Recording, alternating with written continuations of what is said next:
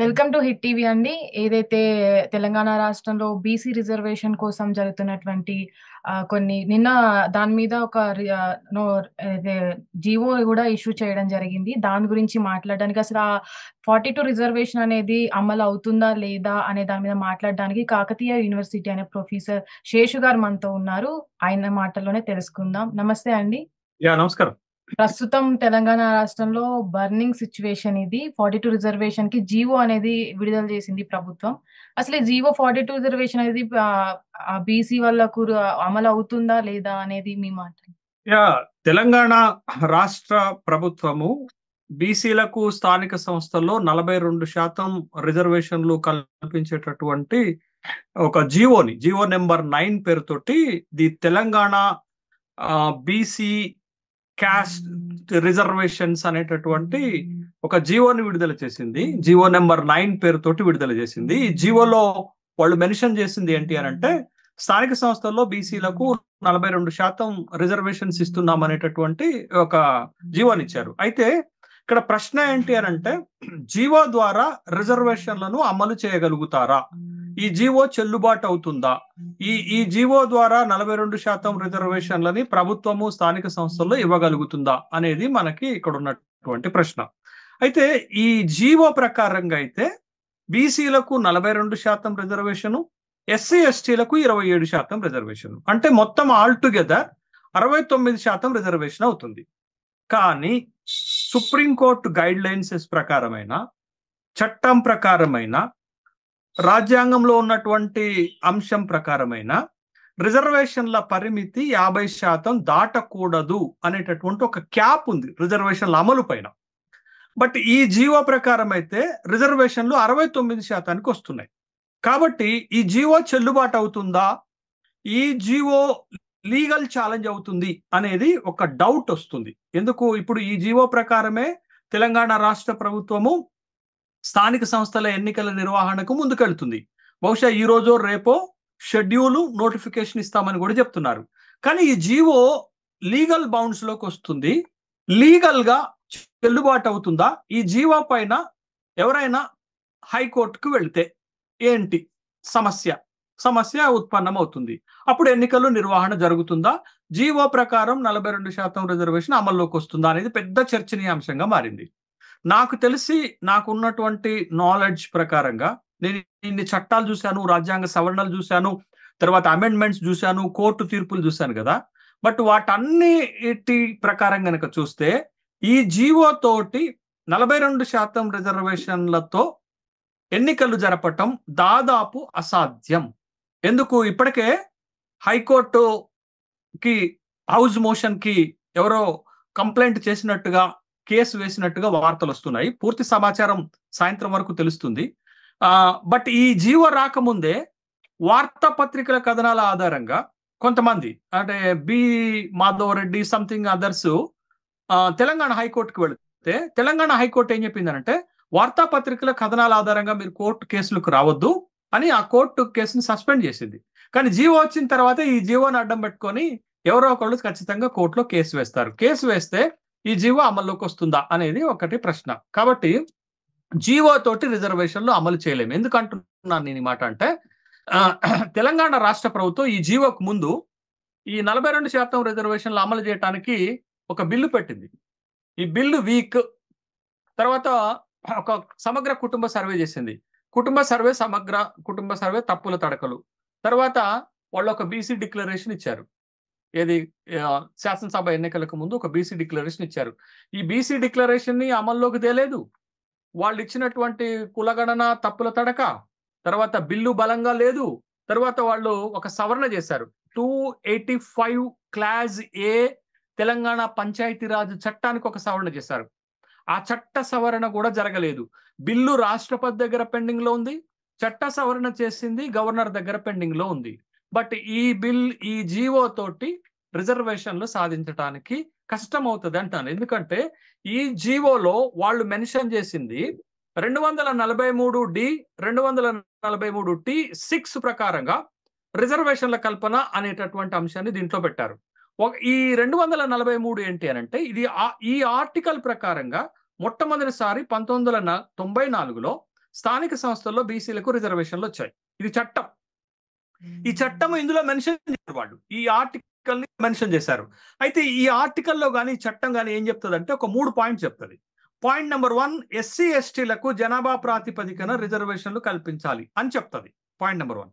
Point number 2 ఏంటంటే మహిళలకి 33.3% reservation ఇవ్వాలని చెప్తుంది. పాయింట్ నెంబర్ 3 ఏం చెప్తుంది అంటే బీసీలకు రిజర్వేషన్లు ఇవ్వటం న్యాయమే, ఇవ్వాలి అని చెప్తుంది స్థానిక సంస్థల్లో. ఈ 3 పాయింట్లు ఉంటాయి. అయితే మొట్టమొదటి పాయింట్ తీసుకుందాం మనం. ఎస్సీ ఎస్టీలకు జనాభా ప్రాతిపదికన రిజర్వేషన్లు ఇవ్వాలి. 94లో ఎస్సీ ఎస్టీలకు ఇచ్చిన రిజర్వేషన్ ఎంత? 16%. మొత్తం 50% రిజర్వేషన్లో 16 పోతే ఎంత మిగులుతుంది? 34%. ఆ 34%మే బీసీలకు రిజర్వేషన్ ఇచ్చారు. ఇది చట్టం చెప్తుంది. ఈ చట్టం 94లో వచ్చింది కదా. 92లో సుప్రీంకోర్టు తీర్పు ఉంది. ఏమున్నది? ఇందిరా సహాని కేసులో రిజర్వేషన్ల పరిమితి 50% పెంచరాదు, 50% మించరాదు. అంటే దాని ప్రకారమే 94 చట్టంలో బీసీలకు 34%, ఎస్సీ ఎస్టీలకు 16% రిజర్వేషన్. అంటే మొత్తం ఎంత? 50%. ఇది 94.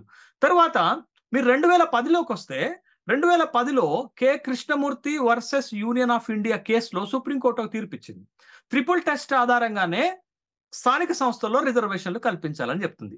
ఆ ట్రిపుల్ టెస్ట్ లో కూడా ఏముంటదంటే రిజర్వేషన్ల పరిమితి 50% మించరాదు అని ఉంటుంది. అక్కడ ఒకవే. తర్వాత మీకు 2021లో కానీ 2022లో కానీ మహారాష్ట్ర కేసు ఉంటుంది, మధ్యప్రదేశ్ కేసు ఉంటుంది. ఈ కేసులన్నింటిలో కూడా స్థానిక సంస్థల్లో రిజర్వేషన్లు 50% దాటరాదని ఉంటుంది. కానీ మనం ఇచ్చినటువంటి జీవోలో రిజర్వేషన్ల పరిమితి 50% దాటింది. అంటే ఇది కాన్స్టిట్యూషన్ కి వ్యతిరేకంగా ఉంది, సుప్రీంకోర్టు తీర్పులకు వ్యతిరేకంగా ఉంది, 1994 చట్టానికి కూడా వ్యతిరేకంగా ఉంది. ఇన్ని వయలేషన్స్ జరిగిన తర్వాత కోర్టులో దీనిపైన కేసు వేస్తే ఇది లీగల్ బౌండ్స్ కిందకి వస్తుంది. ఇది న్యాయస్థానాల ముందు నిలబడదు. మరి నిలబడనప్పుడు రిజర్వేషన్ల అమల్లోకి ఎట్టొస్తుంది?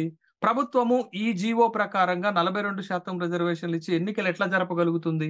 అందుకే ఈ జీవోని నేనేమంటున్నాను తెలుసా? మాయల పకీరు జీవో. మాయల పకీర్ అంటే లేనిది ఉన్నట్టుగా చూపెడతాడు. ఇది కూడా అంతే. లేనటువంటి రిజర్వేషన్ ని ఉన్నట్టుగా చూపించేసి అమలు చేయలేం. తరువాత ప్రభుత్వము వాళ్ళ ఉద్దేశం ఏం కనపడుతుందంటే ఈ జీవోలో కొండకు వెంట్రుకేసాము, పోతే వెంట్రుక పోతుంది, వస్తే కొండ వస్తుంది, అంటే రిజర్వేషన్లు వస్తుంది అన్న చందంగా ఉంది తప్ప నిజంగా రిజర్వేషన్లు సాధించడానికి ఒక చట్టబద్ధమైన ప్రక్రియ, న్యాయబద్ధమైన ప్రక్రియ, రాజ్యాంగబద్ధమైన ప్రక్రియ ఇంతవరకు తెలంగాణ రాష్ట్ర ప్రభుత్వం చేయలే. వాళ్ళు పెట్టిన బిల్లు వీక్, రాష్ట్రపతి దగ్గర పెండింగ్. వాళ్ళు చేసిన చట్ట సవరణ వీక్, గవర్నర్ దగ్గర పెండింగ్. వాళ్ళు తీసుకొచ్చినటువంటి డెడికేటెడ్ కమిషన్ రిపోర్టు వీక్. అందుకే రిజర్వేషన్లు ఎట్లా ఇవ్వాలో అర్థం కావట్లేదు. కాబట్టి కాంగ్రెస్ కామారెడ్డి డిక్లరేషన్ లో బీసీలకు 42% స్థానిక సంస్థల్లో రిజర్వేషన్ ఇచ్చినాకనే ఎన్నికలు జరుపుతామని ఒక ప్రామిస్ ఉంది. కాబట్టి ఆ ప్రామిస్ ని నెరవేర్చుకోవడానికి అనేక ప్రయత్నాలు చేస్తుంది. దీన్ని తప్పుపట్టలేము. కానీ వాళ్ళు చేస్తున్న ప్రయత్నాలు సరైన పద్ధతిలో లేవు, లీగల్ గా లేవు, కాన్స్టిట్యూషనల్ గా లేవు, చట్టబద్ధంగా లేవు. అందుకే అంత గందరగోళం ఏర్పడుతుంది. అందుకని ఎక్కడో ప్రభుత్వము రిజర్వేషన్ల కల్పనలో, రిజర్వేషన్ల సాధనలో మిస్టేక్ అవుతుంది. మీరు ఒక విషయాన్ని గమనించండి. ఇవాళ మొత్తం రిజర్వేషన్ల పరిమితి 69% జరిగింది. తమిళనాడులో కూడా 69% రిజర్వేషన్ ఉంది కదా అని అంటున్నారు. తమిళనాడులో 1982 నుంచి 1993 వరకు పోరాటం జరిగితే వాళ్ళకి 69% రిజర్వేషన్ వచ్చింది. అంటే 10-11 సంవత్సరాల పోరాటం. మీరు ఇప్పుడు మొదలుపెట్టి రేపు పొద్దున్న రిజర్వేషన్ అంటే రాదండి. There are so many hurdles. అంటే చట్టబద్ధమైన అడ్డంకులు ఉన్నాయి, రాజ్యాంగబద్ధమైన అడ్డంకులు ఉన్నాయి, తర్వాత లీగల్ అడ్డంకులు ఉన్నాయి. ఇవన్నీ దాటి రిజర్వేషన్ రావాలంటే సామాన్యమైన విషయం కాదు. దానికి ఒక పెద్ద ప్రొసీజర్ ఉంది. ఆ ప్రొసీజర్ ని మనం పికప్ చేయకుండా, ఆ ప్రొసీజర్ ని ఫాలో అప్ చేయకుండా మనం రిజర్వేషన్లు సాధించలేము. ఏదో ప్రభుత్వం ప్రయత్నం చేశామేమో, రిజర్వేషన్లు రాలేదు అని తప్పించుకోవడానికి చేస్తున్నటువంటి ప్రయత్నాలు లెక్క కనపడుతుంది తప్ప అసలు ఇంతవరకు ఈ దేశంలో ఏ రాష్ట్రం కూడా జీవోలతోటి రిజర్వేషన్లు అమలు చేయలేదు. మరి మనం ఎట్లా చేస్తామండి? రెండోది, మీరు ఏం చేసినా విత్ ఇన్ ద 50% చేస్తే ఏం కాదు. ఇప్పుడు మీరు నన్ను సూటిగా ఒక ప్రశ్న అడుగుతాను. 94లో 34% ఎందుకు బీసీలకు రిజర్వేషన్ ఇచ్చారు? అప్పుడు 50% ఇవ్వచ్చుగా. ఎందుకు ఇవ్వలేదు? ఎందుకు ఇవ్వలేదంటే 16% ఎస్సీ ఎస్టీలకు పోతే మిగిలిందే ఇవ్వాల. ఇప్పుడు కూడా 27% ఎస్సీ ఎస్టీలకు పోతే మిగిలిందే బీసీలకు ఇవ్వాలా. మీకు చట్టం అదే. చట్టాన్ని దాటి మనం చేసే ప్రయత్నము కుదరదు. చట్ట పరిధిలో చేయాలి. మరి వాళ్ళ చట్టాన్ని దాటి చేయాలి అంటే క్యాబ్ తీసేయాలి. చట్టాన్ని దాటి చేయాలంటే సుప్రీంకోర్టు పరిధిలోకి వెళ్ళి తెచ్చుకోవాలి. మనం అదే 94లో చట్టం వచ్చింది. చట్టం ఏం చెప్తుంది? ఎస్సీ ఎస్టీలకు జనాభా ప్రాతిపదిక మీద రిజర్వేషన్ ఇవ్వాలా. అప్పుడు వాళ్ళ జనాభా 16% పోగా మిగిలింది బీసీలకు రిజర్వేషన్. ఇప్పుడు చట్టం ఏం చెప్తుంది? ఎస్సీ ఎస్టీలకు జనాభా ప్రాతిపదిక రిజర్వేషన్ ఎంత? వాళ్ళ జనాభా 27%, మిగిలింది బీసీలకు. అంటే 27% వాళ్ళకి పోతే 23% మనకి బీసీలకు ఇవ్వాలి. అందుకే బీసీలకు ఒక నిర్దిష్ట పరిమాణంలో రిజర్వేషన్లు ఫిక్స్ చేయలే చట్టంలో, ఏది 94 చట్టంలో. కాబట్టి ఈ సమస్యలన్నీ తలెత్తుతున్నాయి. అప్పుడే ఒకవేళ వాళ్ళు ఒక నిర్దిష్ట పరిమాణం ఫిక్స్ చేస్తుంటే ఈ సమస్యలు రావు. కాబట్టి తెలంగాణ రాష్ట్రం చేసిన ప్రయత్నాలను తప్పుబట్టలేం, కానీ ఆ ప్రయత్నాలు రిజర్వేషన్లు సాధించే విధంగా లేవు. కాబట్టే 42% రిజర్వేషన్లకు వాళ్ళు ఇచ్చిన జీవో, బహుశా ఈ జీవో తోటి వాళ్ళు ఎన్నికలు పెట్టలేరు. ఎన్నికలు వాయిదా పడతాయి. ఇది కోర్టు పరిధిలోకి వస్తుంది. ఇది కోర్టులో చర్చ జరుగుతుంది. ఇదే విధమైనటువంటి కోర్టు లిటిగేషన్స్ 2018లో కూడా జరిగాయి. 2019 స్థానిక సంస్థల ఎన్నికలకు ముందు, 2018లో హైకోర్టు చెప్పింది, సుప్రీంకోర్టు చెప్పింది 50% మించరాదని. మరి కానీ అప్పుడు చెప్పిన కోర్టులు ఇప్పుడు చెప్పవా? అంటే ఇంత తెలిసిన ప్రభుత్వం, కాన్స్టిట్యూషన్ కి అగైనిస్ట్ గా ఉంది రిజర్వేషన్, బీసీల రిజర్వేషన్ 42 అని తెలిసిన ప్రభుత్వం ఎందుకు ఇట్లా జీవోల ద్వారా ముందుకెళ్తుంది? అంటే ప్రజల్ని మప్పు పెట్టడానికి అనుకోవచ్చు. అంత తెలిసిన తర్వాతకి కూడా జీవో ద్వారానే వెళ్తుంది. ఎందుకు అట్లా కాంగ్రెస్ ప్రభుత్వం వెళ్తుంది? వీడికి అనివార్యం. కాంగ్రెస్ ప్రభుత్వానికి ఒక అనివార్యమైన పరిస్థితి ఏంటంటే, 2023 శాసనసభ ఎన్నికల సందర్భంగా బీసీలకు స్థానిక సంస్థలలో 42% రిజర్వేషన్ ఇస్తామని వాళ్ళు ఇక్కడ ఏది కామారెడ్డి బీసీ డిక్లరేషన్ లో చెప్పారు. ఈ డిక్లరేషన్ లో చెప్పారు వాళ్ళు. ఈ డిక్లరేషన్ లో చెప్పారు కాబట్టి ఇప్పుడు తప్పించుకునే మార్గం లేదు వాళ్ళకి. ఖచ్చితంగా 42% రిజర్వేషన్ ఇవ్వాలంటే there are so many legal, చట్టం అండ్ కాన్స్టిట్యూషన్, ఇవన్నీ అడ్డంకులు ఉండేసరికి ఏం చేయాలో పాల్పోవట్లేదు వాళ్ళకి. డెడికేటెడ్ కమిషన్ రిపోర్ట్ చాలా బలహీనంగా ఉంది. ఆ డెడికేటెడ్ కమిషన్ రిపోర్ట్ ద్వారా తయారు చేసిన బిల్లు బలహీనంగా ఉంది. ఇంకా విచిత్రమైన విషయం ఏంటో తెలుసా అండి? బిల్లులో ఈ బిల్లులో వాళ్ళు రూపొందించినటువంటి బిల్లులోనే చాలా గమ్మత్తైన విషయం ఏంటో తెలుసా? ఇది రాష్ట్రపతి దగ్గర పెండింగ్ లో ఉంది. ఈ బిల్లులో వాళ్ళు ఎస్సీ ఎస్టీలకి 25% రిజర్వేషన్ అని పెట్టారు, బీసీలకు 42%, 67% అని. కానీ ఈ జీవోలో ఎస్సీ ఎస్టీలకు 27% పెట్టారు, బీసీలకు 42% పెట్టారు. బిల్లులోనేమో 67 పెడతారు, జీవోలోనేమో 69 పెడతారు. అసలు ప్రభుత్వం ఎక్కడ పూర్తిగా కన్ఫ్యూజ్ అవుతుంది. ఒక ప్రొసీజరు, ఒక పద్ధతి ప్రకారంగా వెళ్ళటం లేదు. కాబట్టే ఇన్ని సందేహాలు. చాలా మంది ఏమంటున్నారు, అరే కాంగ్రెస్ ప్రభుత్వం ఇస్తానంటే మీరు అడ్డుపడ. తప్పు. కాంగ్రెస్ ప్రభుత్వం ఇస్తా అంటుంది, ఇచ్చే మార్గం తప్పుంది. ఆ రిజర్వేషన్ సాధించే మార్గం తప్పున్నది. దాన్నే మేము పాయింట్అవుట్ చేస్తున్నాం. కాబట్టి చిత్తశుద్ధి ఎక్కడో కొరవడినట్లుగా కనపడుతుంది. మీరు బిల్లులోనేమో 67 పెడతారు, జీవోలోనేమో 69 పెడతారు, అక్కడ ఎస్సీ ఎస్టీలకు 25 పెడతారు, ఇక్కడ 27 పెడతారు. 2019 ఎన్నికల్లో 27 తోటి ఎన్నికలు జరుగుతాయి. ఏంటి గందరగోళం, ఈ కన్ఫ్యూజన్ అంతా? కాబట్టి ఇది చట్టంలో లోపం ఉంది, చట్టంకి వ్యతిరేకంగా బిల్లు ఉంది, తర్వాత జీవో ఉంది, తర్వాత లీగల్ గా కూడా ఇది పనికిరాదు. ఎందుకంటే సుప్రీంకోర్టు 2 తీర్పులు ఉన్నాయి దీనిపైన. 1992 తీర్పు ఉన్నది, తర్వాత 2010 తీర్పు ఉన్నది. 92 తీర్పేమో విద్యా ఉద్యోగాలకు సంబంధించి, 2010 తీర్పేమో స్థానిక సంస్థలకు సంబంధించి. అంటే సుప్రీంకోర్టు తీర్పుకు అగనెస్ట్ గా మనం పోతున్న క్రమంలో మళ్ళా కోర్టు జోక్యం చేసుకోదా? చేసుకుంటది కదా. కాబట్టి ఇదంతా కూడా ఒక చట్టబద్ధంగా జరగాలి, ఒక న్యాయబద్ధంగా జరగాలి, రాజ్యాంగబద్ధంగా జరగాలి. అవి లోపించినాయి కాబట్టే ప్రభుత్వం చేసే ప్రయత్నాలు సక్సెస్ అవ్వట్లే. ప్రయత్నాన్ని తప్పుపట్టట్లే నేను. ఈ ప్రయత్నంలో ఉన్న లోపాలను తప్పుపడుతున్నాను. బట్ ఆ ప్రయత్నాలు సక్సెస్ కావేమో అనుకుంటున్నాను. ఈ జీవో ప్రకారం అయితే ఖచ్చితంగా తెలంగాణ రాష్ట్రంలో రెండోసారి స్థానిక సంస్థల ఎన్నికలు జరుగుతాయనేది నాకైతే నమ్మకం లేదు. ఖచ్చితంగా ఇది కోర్టులో ఛాలెంజ్ జరుగుతుంది. ఇప్పటికే కోర్టుకు వెళ్ళినట్టుగా కూడా తెలుస్తుంది. ఈ కోర్టు విచారణ సందర్భంగా ఖచ్చితంగా 50% పరిమితి అనేది చాలా కీలకమైనటువంటి అంశంగా మారుతుంది. 69% రిజర్వేషన్లు కోర్టులు ఒప్పుకోవనేటటువంటి విషయాన్ని కూడా గమనించాలి. ఇది ఎప్పుడు సక్సెస్ అవుతుందంటే బిల్లు కేంద్ర ప్రభుత్వం ఒప్పుకొని పార్లమెంటులో ఆమోదింపజేసి రాష్ట్రపతికి పంపించి ఒక చట్టంగా మారితే అప్పుడు రిజర్వేషన్లు వస్తాయి.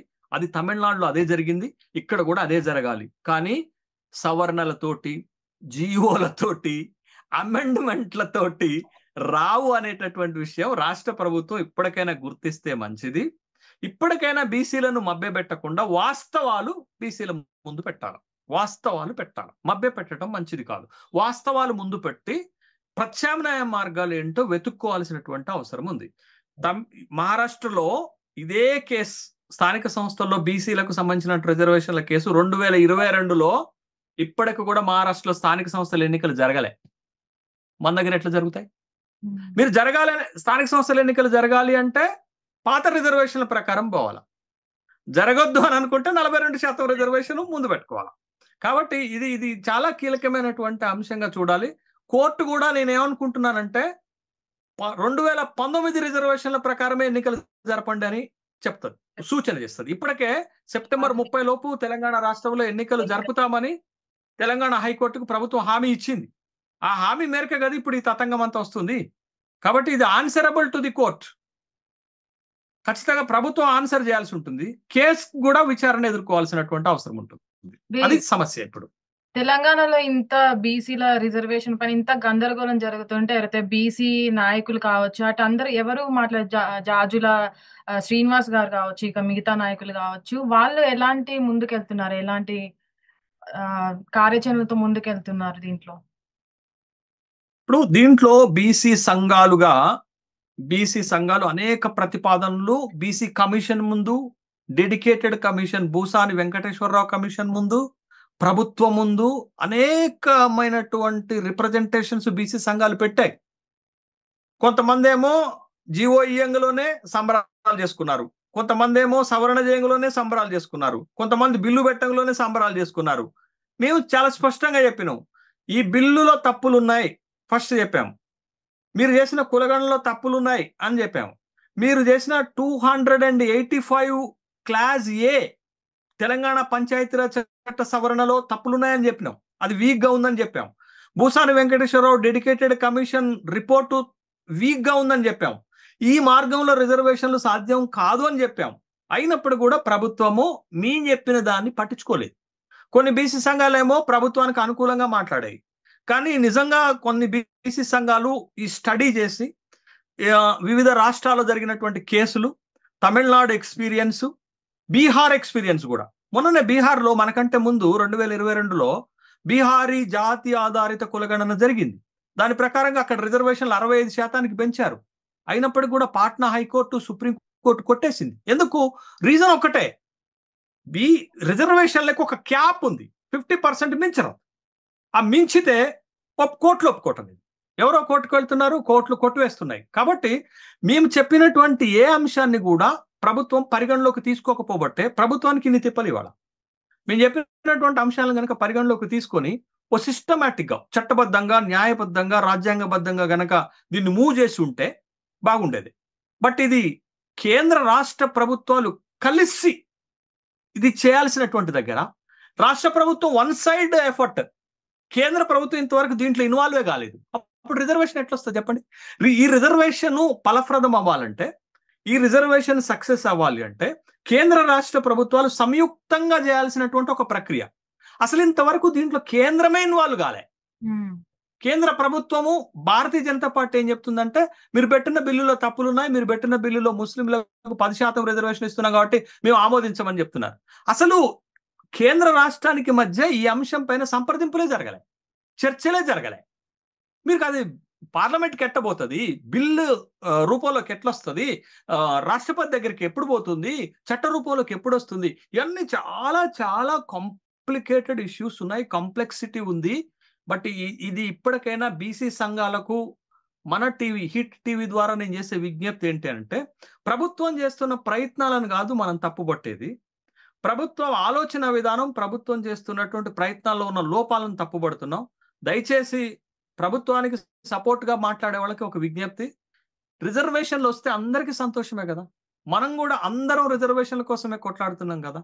కాబట్టి ఈ రిజర్వేషన్లు ఎట్లయితే వస్తాయో మనం చెప్పాలి. మీరు చేస్తున్న ప్రయత్నాలు ఏంటో తప్పులు ఎత్తి చూపాల్సినటువంటి అవసరం ఉంది. కానీ మనం వెళ్ళి బోకేలు ఇచ్చి శాలువాలు కప్పుతుంటే వాళ్ళు ఏమనుకుంటున్నారంటే ఈ బీసీల అమాయకులు, వీళ్ళకి ఇట్లనే మోసం చేసుకుంటూ ఉండొచ్చని వాళ్ళకి అభిప్రాయం కలుగుతుంది. కాబట్టి దయచేసి మనం ప్రభుత్వాలపైన, రెండు ప్రభుత్వాలు, కేంద్ర రాష్ట్ర ప్రభుత్వాలపైన ఒత్తిడి, వీళ్ళు తేవాల్సింది వాళ్ళు ఇవ్వాల్సి ఉంది. తెలంగాణ అప్పుడు అంతే కదా. తెలంగాణ ఏమన్నాం, తెచ్చిన పార్టీ ఇచ్చిన పార్టీ అని చెప్పుకున్నాం కదా. మరి ఆ సూత్రం ఇక్కడ వర్తించదా? తేవాల్సింది రాష్ట్ర ప్రభుత్వం, ఇవ్వాల్సింది కేంద్ర ప్రభుత్వం. కాబట్టి ఇద్దరికీ బాధ్యత ఉంది.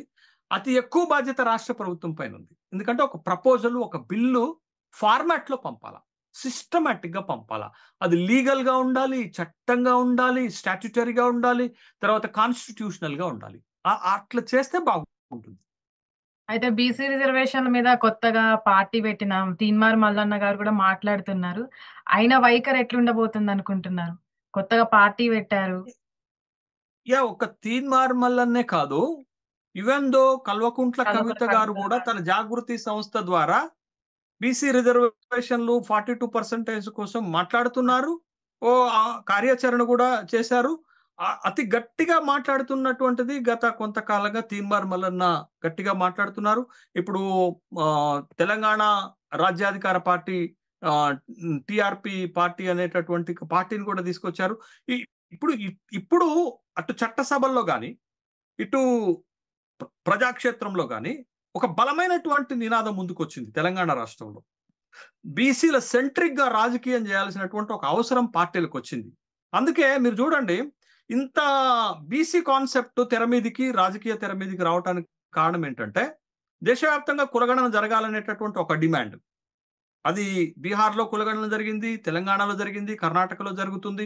తర్వాత కేంద్ర ప్రభుత్వం కూడా ఒత్తిడికి లొంగి దేశవ్యాప్తంగా కులగణన చేస్తామనేది ఒకటైతే, రెండోది 42% రిజర్వేషన్ తెలంగాణ రాష్ట్రంలో. ఈ రెండు అంశాలు బీసీలను ఏకం చేశాయి. బీసీ కాన్సెప్ట్ రాజకీయంగా బలంగా రావడానికి ఈ రెండు దోహదపడ్డాయి అన్నట్టు. కాబట్టి ఇవాళ తెలంగాణ రాష్ట్రంలో 3 పార్టీలు, కాంగ్రెస్, బీఆర్ఎస్, బీజేపీ, బీసీల గురించి మాట్లాడకుండా రాజకీయం చేయలేకపోతున్నారు. తర్వాత ఇప్పుడు కొత్తగా బీసీల పార్టీలు పుట్టుకొస్తున్నాయి. ఇప్పుడు తీన్మార్ మల్లన్న టీఆర్పీ పార్టీ బీసీల కోసం వచ్చినటువంటి పార్టీగా ముద్ర వేసుకున్నది. తర్వాత పార్టీ పెడతాననే ఆలోచనలో ఉన్నటువంటి కవిత గారు కూడా బీసీ నినాదాన్ని ఎత్తుకున్నారు. ఇంకా రాబోయేటటువంటి రోజుల్లో ఇంకొన్ని బీసీ పార్టీలు వస్తాయి. కాబట్టి ఒక బీసీ సెంట్రిక్ గా తెలంగాణ రాష్ట్రంలో రాజకీయం నడుస్తుంది.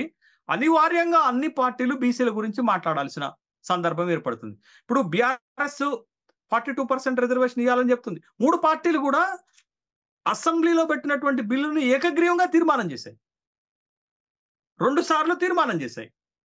కానీ కేంద్రంలో ఉన్నటువంటి బీజేపీ ఇంతవరకు ఈ బిల్లు పైన పట్టించుకున్నటువంటి దాఖలాలు లేవు. కాబట్టి ఇది వన్ సైడ్ ప్రక్రియగానే మనకు కనపడుతుంది. బట్ అట్లా కాకుండా భవిష్యత్తులో రాజకీయంగా వీళ్ళు నిలబడాలంటే, భవిష్యత్తులో వీళ్ళు తెలంగాణలో రాజకీయం చేయాలి అంటే ఖచ్చితంగా బీసీల సమస్యలను పరిష్కారం చేయాల్సినటువంటి అవసరం ఉంది. బీసీల సెంట్రిక్ గానే రాబోయేటటువంటి రోజుల్లో రాజకీయం జరుగుతుంది.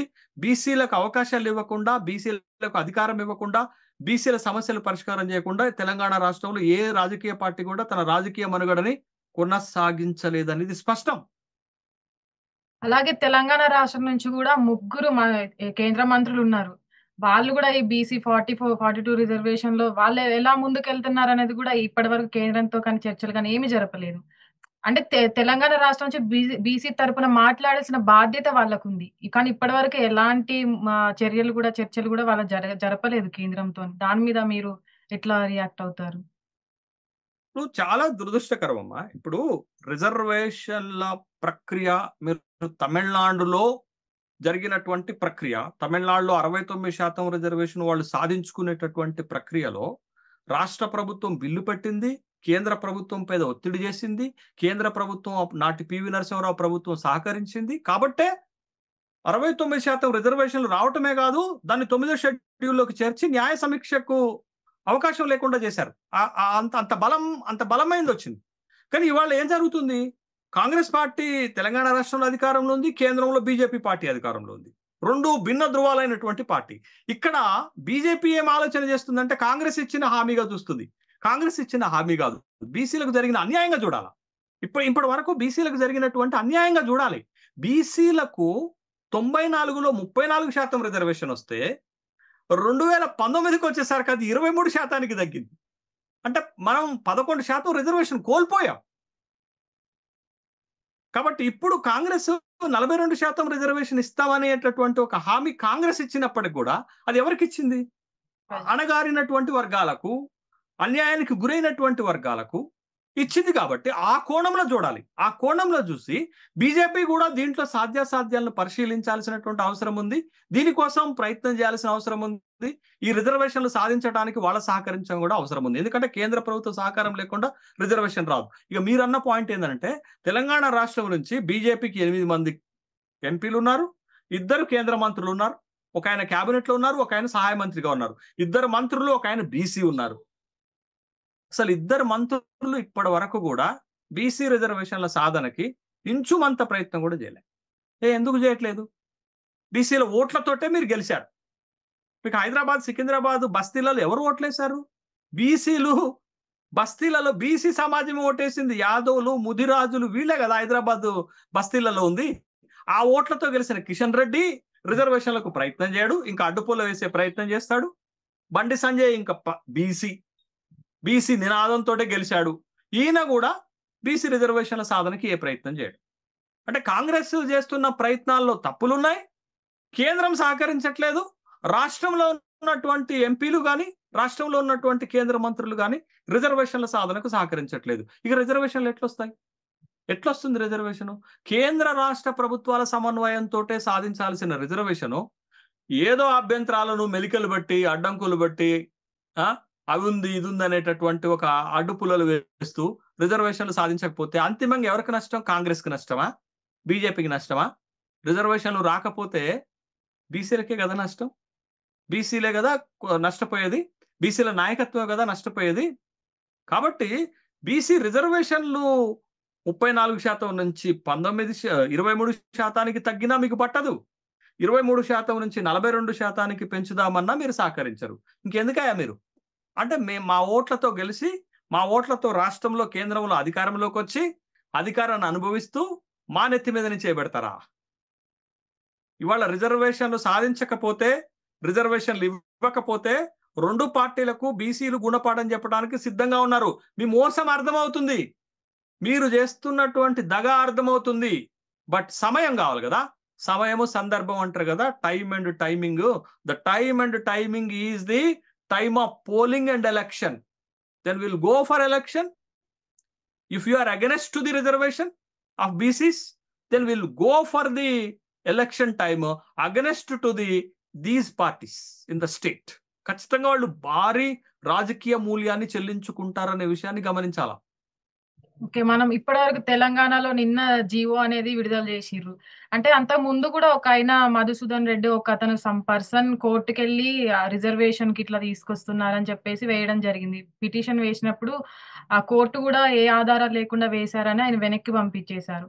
ఈ జీవో పాస్ అయింది. మనం చూసుకుంటే నిన్న పాస్ అయిన జీవో మొత్తం దసరా హాలిడేస్‌లో వచ్చేసింది. జీవో పాస్ చేశారు. అంటే దీంట్లో కాంగ్రెస్ పార్టీ వ్యూహం ఏమన్నా ఉందనుకుంటున్నారా? అంటే కోర్టుకు హాలిడే ఉన్న టైంలో కాంగ్రెస్ వ్యూహం ఏంటి అని అంటే, చట్టపరంగా రిజర్వేషన్లు రావటం లేదు, బిల్లులు ఆమోదంలోకి రావటం లేదు. రాష్ట్రపతి దగ్గర బిల్లు పెండింగ్ ఉంది, గవర్నర్ దగ్గర బిల్ పెండింగ్ ఉంది. కాబట్టి కాంగ్రెస్ ఒక ఎత్తుగడ వేసింది.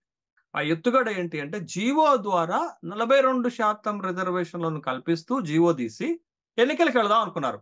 జీవో తీయటము, మరుసటి రోజు ఎలక్షన్ షెడ్యూలు, ఎలక్షన్ డేట్స్ ని అనౌన్స్ చేయటము, ఎలక్షన్ నోటిఫికేషన్ ఇవ్వటం తోటి ఎలక్షన్ ప్రక్రియ ప్రారంభమవుతుంది.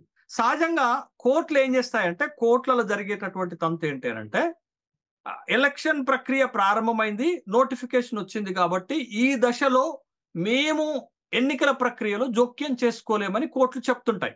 బహుశా కాంగ్రెస్ ప్రభుత్వం ఈ ఎత్తుగడ వేసి ఉంటుందని నేను అనుకుంటున్నాను. ఏంటి అని అంటే, జీవో ఇచ్చింది, మరుసటి రోజే నోటిఫికేషన్, తర్వాత షెడ్యూల్ విడుదల చేయటం, ఎలక్షన్ ప్రక్రియ ప్రారంభమవుతుంది. కాబట్టి కోర్టులు జోక్యం చేసుకోవు అని కాంగ్రెస్ భావిస్తుంది, కాంగ్రెస్ ప్రభుత్వం పార్టీ భావిస్తుంది.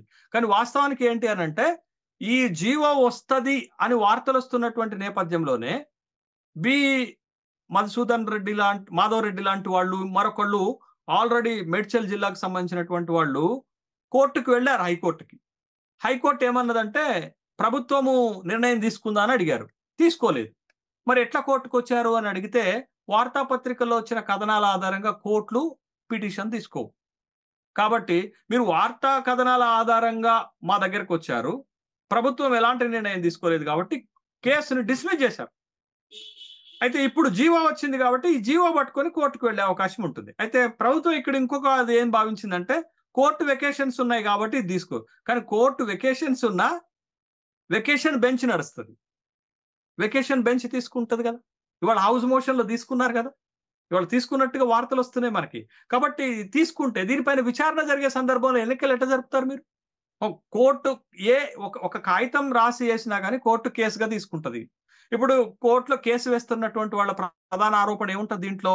ఇగో 50% రిజర్వేషన్లు దాటి 69% రిజర్వేషన్లు కల్పించారు, ఇది రాజ్యాంగానికి వ్యతిరేకము, చట్టానికి వ్యతిరేకము, కోర్టు తీర్పులకు వ్యతిరేకము, కాబట్టి మీరు జోక్యం చేసుకోండి అని పిటిషన్ వేశారు.